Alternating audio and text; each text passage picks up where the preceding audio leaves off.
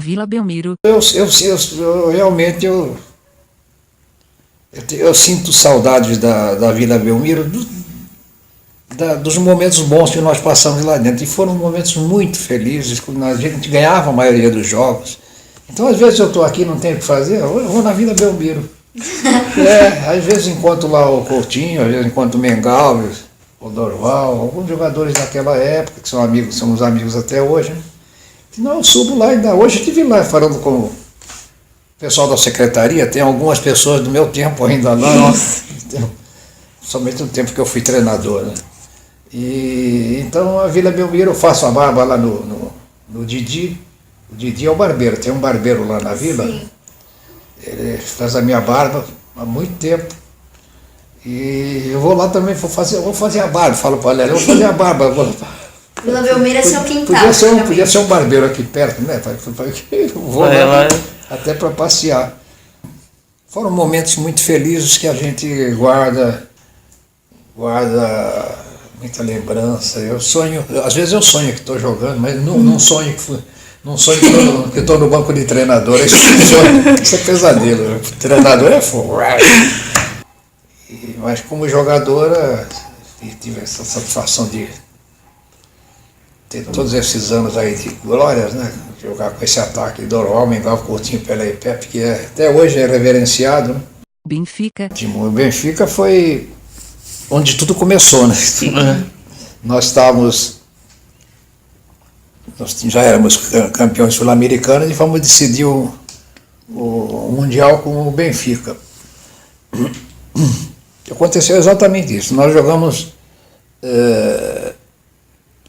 como a Vila Belmiro era pequena, para um jogo desse nível, e nós não quisemos jogar, os jogadores, nós não quisemos jogar no Pacaembu. Porque falou, corintiano, São Paulo e Palmeiras, vão torcer para o Santos ser campeão? De jeito nenhum. Então nós escolhemos o Rio, vamos jogar no Rio, que é lá o Vascaíno, Flamenguista, Fluminense, Botafogo, vão torcer. E assim aconteceu. Foi todo mundo torcer para a gente lá. E o Benfica tinha um bom time, mas eles tinham assim, um tremor quando jogavam com o Santos. Nossa Senhora. Eles tinham medo da gente. Nós tínhamos ganho deles lá nós tínhamos ganho de 3-2 no Maracanã, um jogo dificílimo, ganhamos 3-2 muito difícil. Então quando nós fomos jogar lá, os portugueses só falavam em ganhar da gente, que iam ganhar, que o Eusébio, que o Torres, o Simões, e que iam ganhar da gente, jornais estampando manchetes e tal. Vamos ver quem é o melhor, o Pelé ou o Eusébio. Nossa Senhora. Se mexeram com nossos brilhos. Olha, nós viramos acho que 3-0, se não me engano, ou 4-0. 4-0. E fizemos 5-0. E o Benfica fez 2 gols no fim. Aos 40, marcou 2 gols, fez 5-2, fomos campeões mundiais lá. E aí foi aquela festa, né? Nossa Senhora, campeão mundial nós já éramos campeões mundiais. Palmeiras. O Santos tinha sido campeão em 1935, e depois nunca mais foi campeão. Aí, no primeiro ano que eu joguei, foi 55, foi campeão paulista. Aí já começou, 56 ganhou, 58 ganhou, e aí chegou a década de 60. Aí foi 60, 61, 62, 64, 67, 68, 69. Ganhou tudo. E o Palmeiras era sempre o que nos incomodava mais, que o Corinthians e São Paulo estavam atravessando uma fase ruim, difícil. Então o Palmeiras era sempre o nosso adversário de maior peso, mas na maioria das vezes nós ganhamos. Né? A gente não teve esse privilégio. Depois a gente todo ano, a partir da década de 60, todo ano nós íamos para a Europa, todo ano. Funcionava janeiro e fevereiro, nós íamos para a América. Peru, Equador, Colômbia, México. E maio e junho para a Europa. Então todo ano era sagrado. O Santos tinha um mercado incrível. Né? Todo mundo queria ver o Santos jogar. Depois que nós somos campeões mundiais, 98, eu, o Zito e o Pelé, né?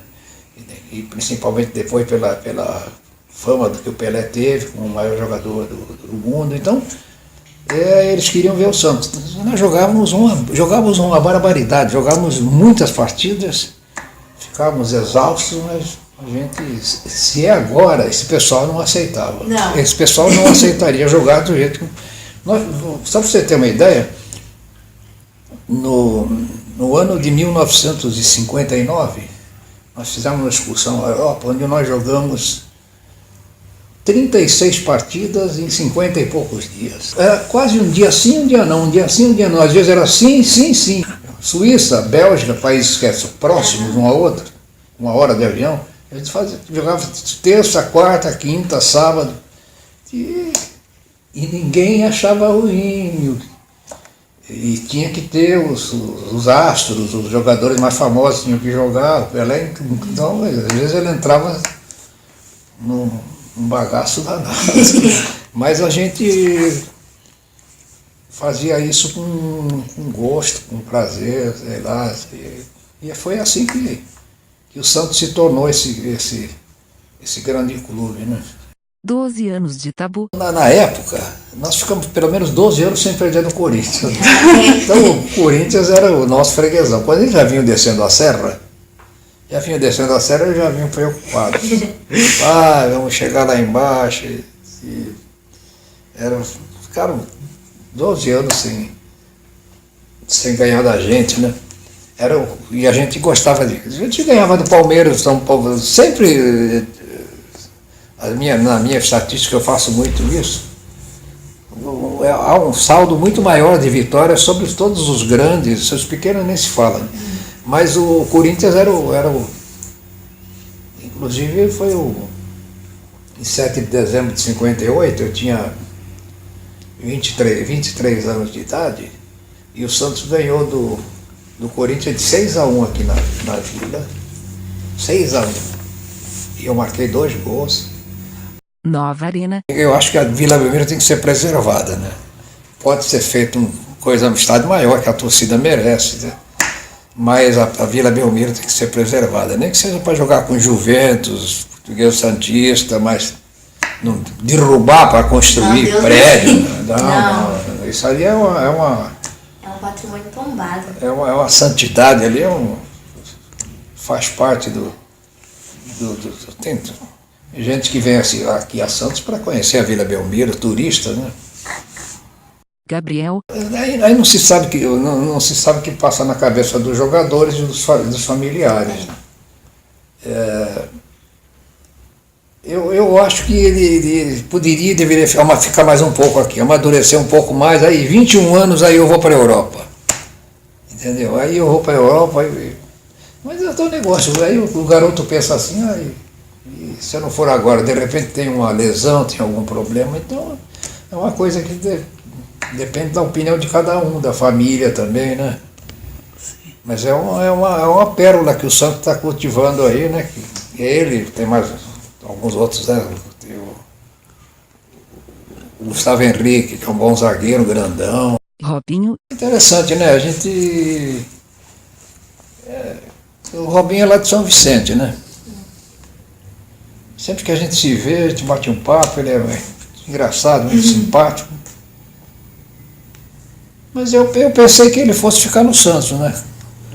É um negócio, mas aí as cifras, e ninguém sabe o que passa na cabeça de um jogador que quer ajudar a mãe, a avó, o bisavô. Então ele quis, como ele já está quase 30 anos, deve ter sido uma proposta tentadora do Atlético. Eu nunca me seduzi assim eu tive muitas propostas quando eu jogava, sabe? Notadamente da Espanha, porque eu sou descendente de espanhol. E vinham, ou telefonavam, empresários, eu na Corunha quero você, o Barcelona todo ano me queria. Todo ano. Aí eu pensava assim, tinha uma ponta que meus pais eram espanhóis. Eu falei, vou para a Espanha, meus pais vão ficar felizes, vou rever os parentes e tal. E ao mesmo tempo eu era feliz jogando no Santos e acabei não indo, né? Fiquei por aqui. Título. Eu acho que sim. Eu acho que não é nenhum super elenco, mas no mínimo tá igual aos melhores é uma molecada boa, molecada que sente a camisa, se percebe que quando eles perdem eles ficam chateados. Já tem alguns jogadores a nível de seleção brasileira, dá para enfrentar todos, sem dúvida. 7-1. Estava aqui sentado vendo o jogo, eu falei, isso é um pesadelo, não é verdade. Não tô. Meu Deus do céu.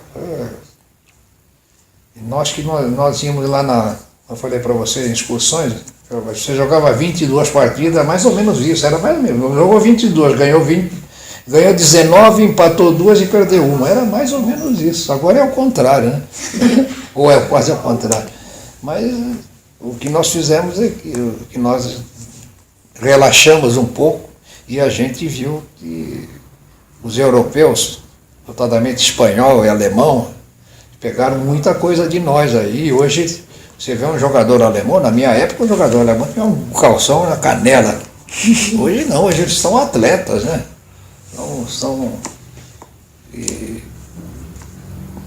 Hoje em dia jogam de olho no olho contra o brasileiro. Quando antigamente era diferente, a gente ia lá e dava cada caçambada, era 9-1, 9-1, 10-1. Nossa. Agora está mais difícil, o futebol agora está muito mais equilibrado.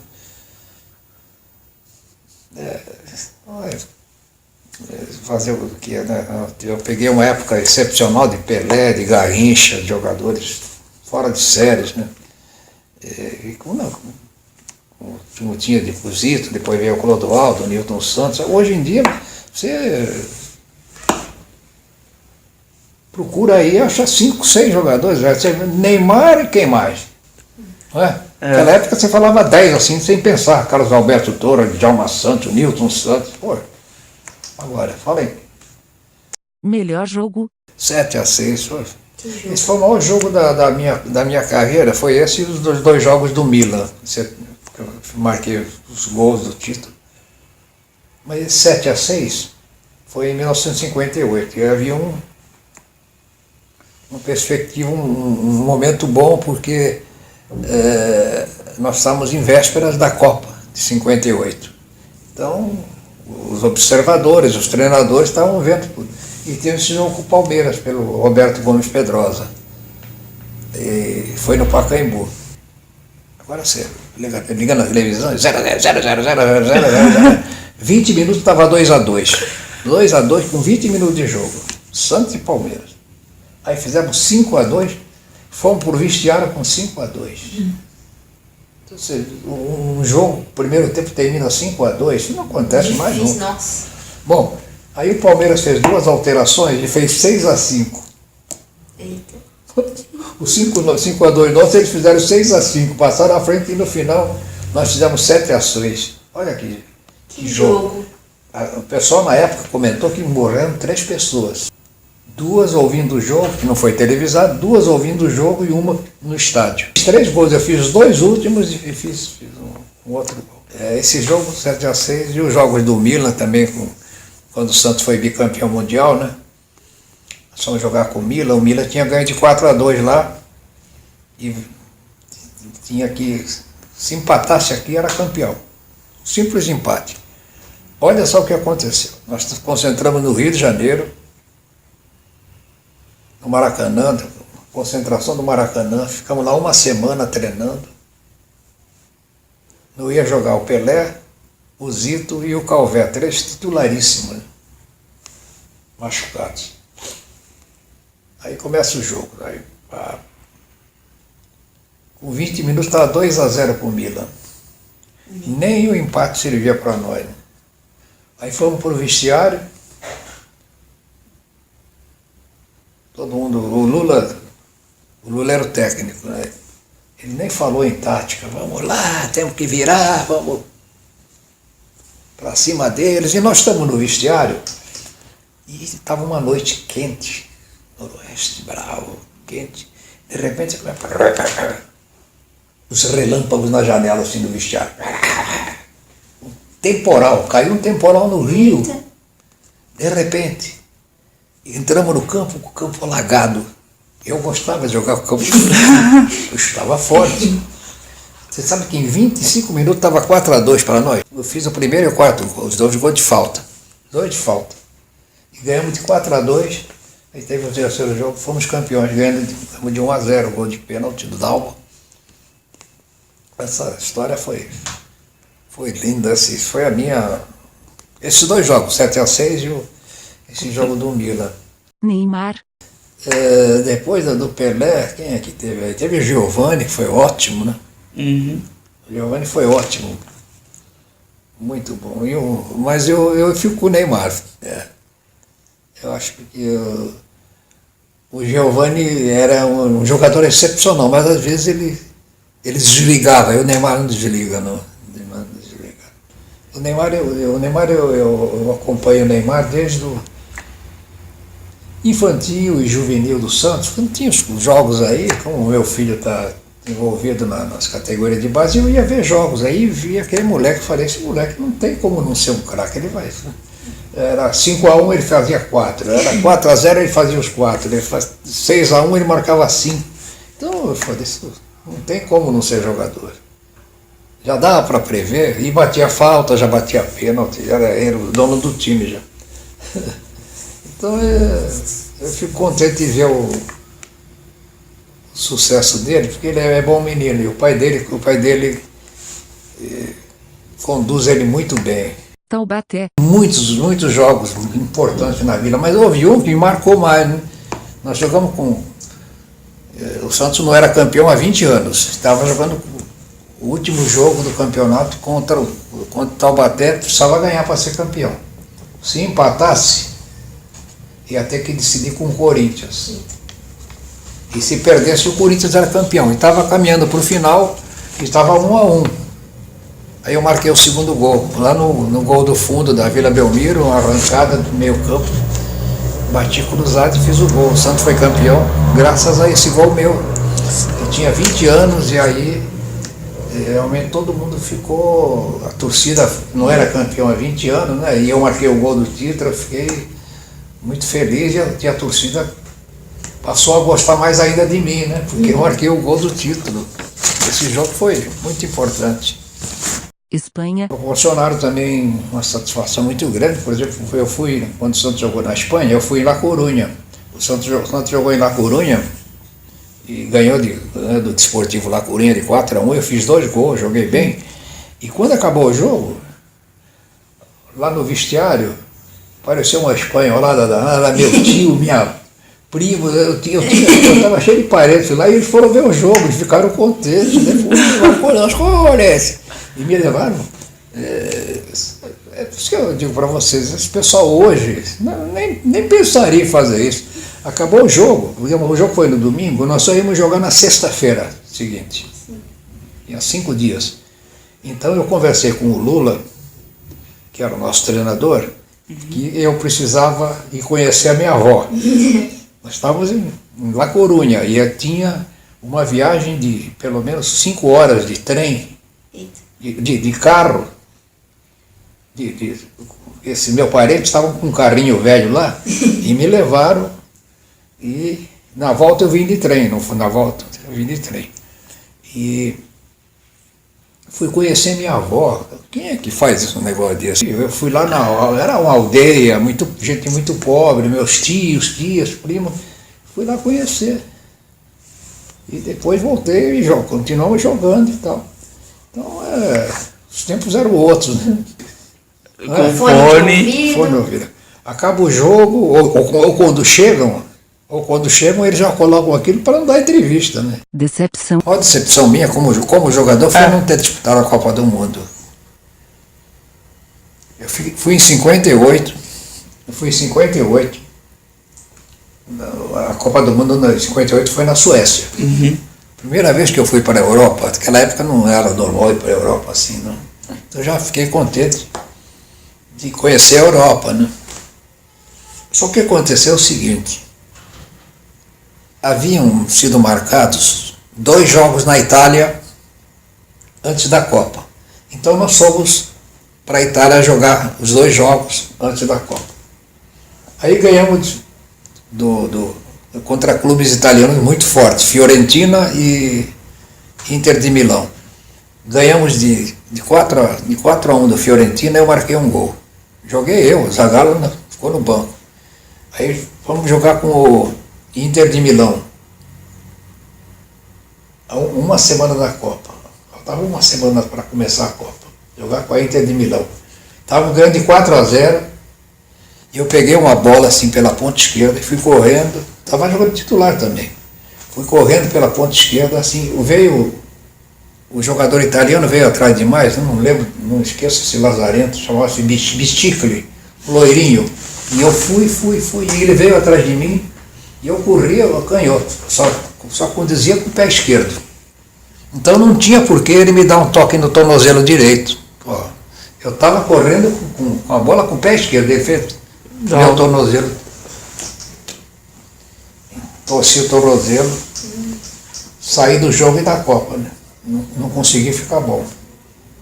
Acabou o jogo, eu saí depois dessa contusão, o tornozelo ficou desse tamanho. Olha que destino.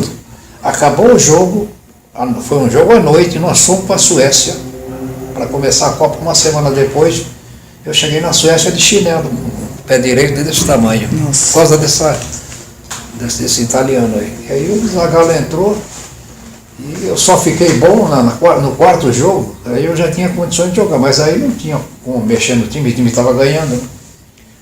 Em 62 foi a mesma coisa, estávamos jogando com o País de Gales, no Maracanã, torci o joelho no Maracanã, eu que não me machucava nunca no Santos, aí os caras falavam, que coisa feita, mas não dei sorte, independente disso joguei. Muitos jogos na seleção, ganhei várias competições, fiz gols e tudo, né? E não. Uma carreira bonita de muitos gols. Eu cheguei a fazer quase 500 gols, 405 no Santos, mas seleção brasileira. Guardiola. Eu já previa isso. Ele falava para mim que ele tinha. Nós trabalhamos no Catar, juntos. E a gente conversava muito, né? Ele é muito inteligente, né? Ele fala espanhol, era a língua dele, fala inglês, fala francês, danado, viu? Ele não foi aprender, ele fala alemão já. Que danado, viu? Poliglota. E foi meu jogador lá no Catar, né? Então a gente conversava muito, ele perguntava muito sobre o Santos da minha época, o ataque do Pelé, do Dorval, do Pepe, do Coutinho. E a gente conversava muito. Então dava para perceber que ele tinha interesse, ele tinha com ele um primo dele, que é uma espécie de um empresário, e anota tudo que vê de interessante ele anota. Então dava para perceber que os treinamentos que eu dava, treino de goleiro, treino de atacante, ele anotava tudo. E fizemos uma amizade boa. E lá você tem tempo a beça para jogar conversa fora, que não tem o que fazer mesmo. Então a gente ficava depois do treino conversando, tomando chá. E aí eu percebi que ele tinha esse interesse de se transformar em treinador, né? Então não foi surpresa para mim, porque ele é muito inteligente, jogava muito bem. Nossa, muito bom jogador. Agora estou aí. Eu fiquei bravo quando ele deu aquela surra no meu Santos aí, né? Eu estava aqui vendo na televisão e falei, não devia ter te ensinado tanto. Mas ele é muito, muito inteligente. Então, e ele sempre não, às vezes nas entrevistas ele cita o meu nome, que foi uma das pessoas que ele assimilou muita coisa, né? Ele jogava de médio volante. E ele jogava ali à frente da zaga.